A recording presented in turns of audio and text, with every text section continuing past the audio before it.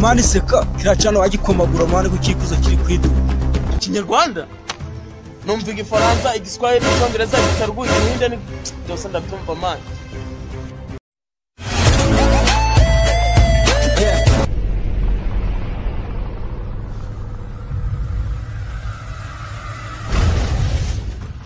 Uri manu nagabiwe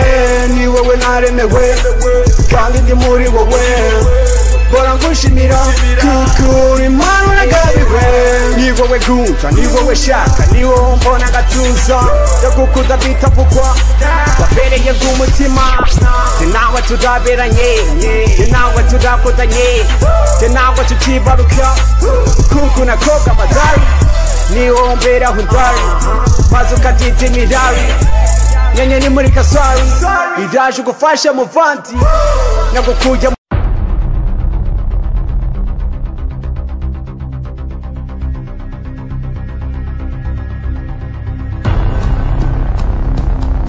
Mani Seka kiracano agikomagura mani gukikuza kiri kwidu gikomagure mani twicomo kere ndakibaza saka tubikore vuba vuba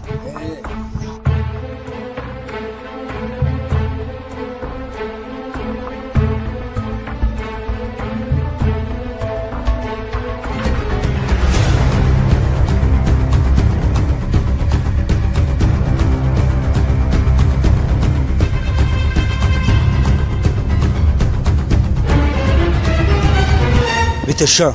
kose nimara kubita ibindi nzabikura amakuru yawe sha amakuru yanje ni meza kandi aruzuye reba n'amanono natanga Gosha ubundi wumva Kinyarwanda Kinyarwanda numva igifaransa igiswahili icyongereza gitarwuye ibindi ni byose ndabyumva mani umva mani kiri kugomborora cyane tugiye ikosora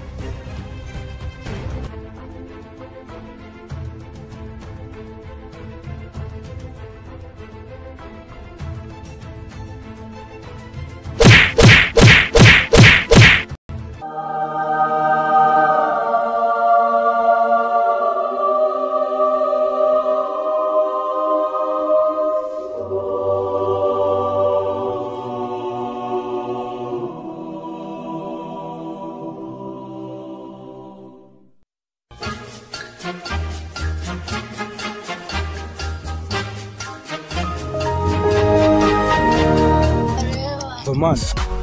kwa bifre ndaho zisi mani ngo atugeze kwa bifre hano iki isi mani watugeze ko ndaho gendo atugeze mani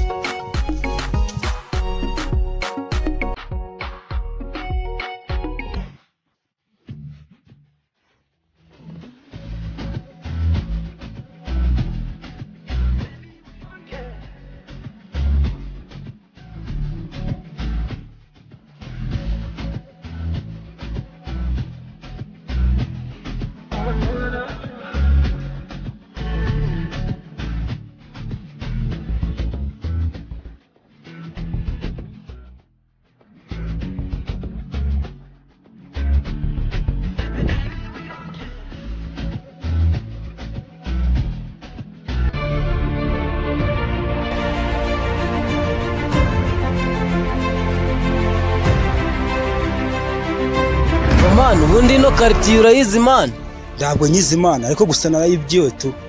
gusa baravuga ngo mani ngo ndamuntu ijyaga mu gatari muzima gatashuri imbunyi tawuri kirema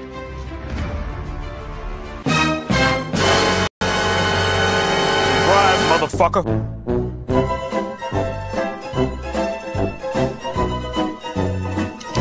mani dore cyane cyane ipeti twakubise gwa Musa ubwo none twabikoraho iki mani tukora indambara n'abasore tukaba abandi sama tugende ubwo twiyaranje bakore bugende turakora ibyo ngibyo tu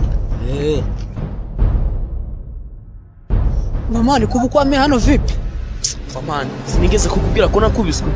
birani bya bitipe byangoma gwe mani natwe tugende nshaka kwihorera kandi turangiza gahunda twicomoke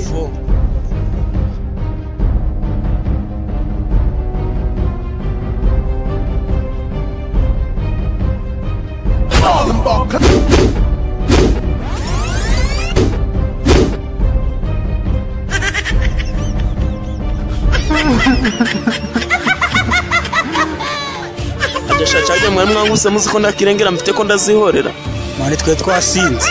sindi ngare wanya na embwa